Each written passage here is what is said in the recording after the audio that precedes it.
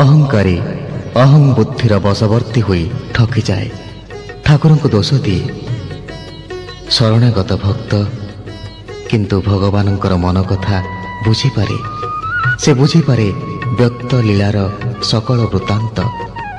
ପ୍ରଭୁ କେଶବ କ'ଣ ସତରେ ତାକୁ ଠକି ପାରିବେ?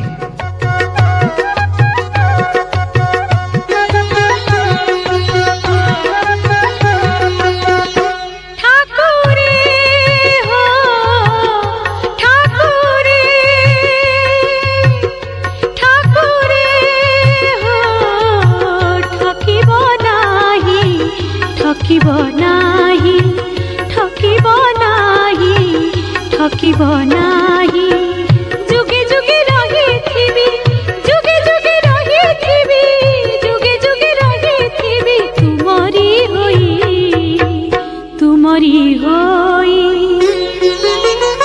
ঠাকুরে হো, ঠাকুরে,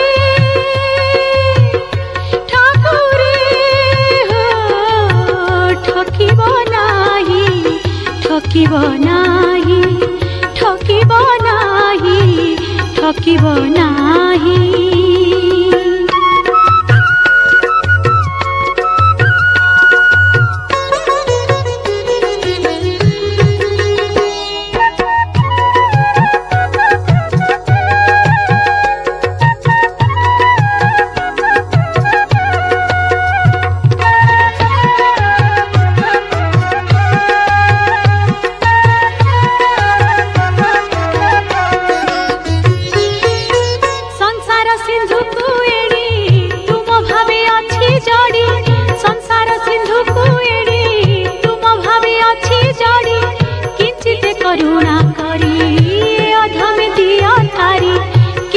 करुणा करी ए अधम दिया तारी, भूलिली सखा सदर, भूलिली सखा सदर, भूलिली सखा सदर तुमरी पाई, तुमरी पाई।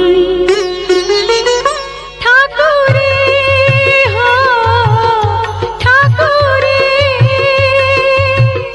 ठाकुरे हो, ठकिब नाही, ठकिब नाही, ठकिब नाही, ठकिब नाही।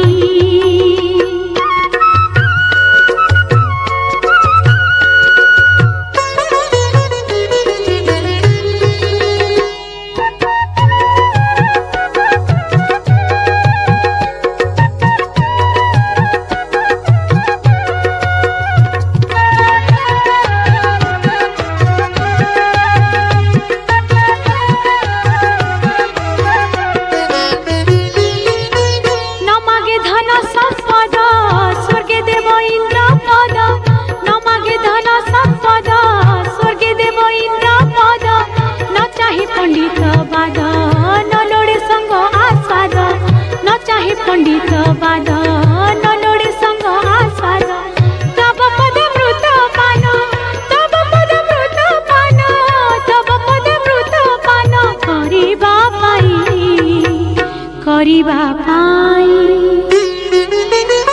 ठाकुरे हो, ठाकुरे, ठाकुरे हो, ठकिब नाही, ठकिब नाही, ठकिब नाही, ठकिब नाही।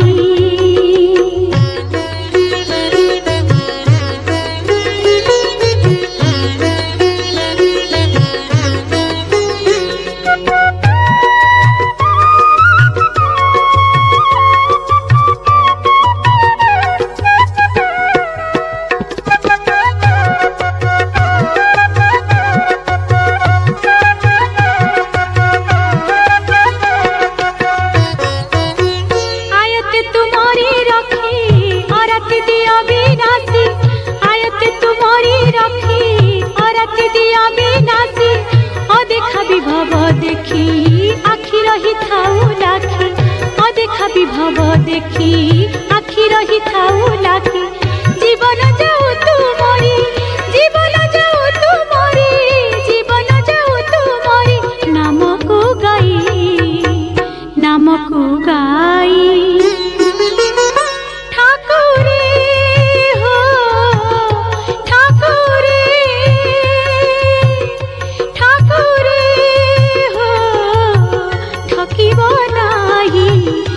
ঠকিব নাহি ঠকিব নাহি ঠকিব নাহি যুগে যুগে রহিথিবি যুগে যুগে রহিথিবি যুগে যুগে রহিথিবি তুমরি হই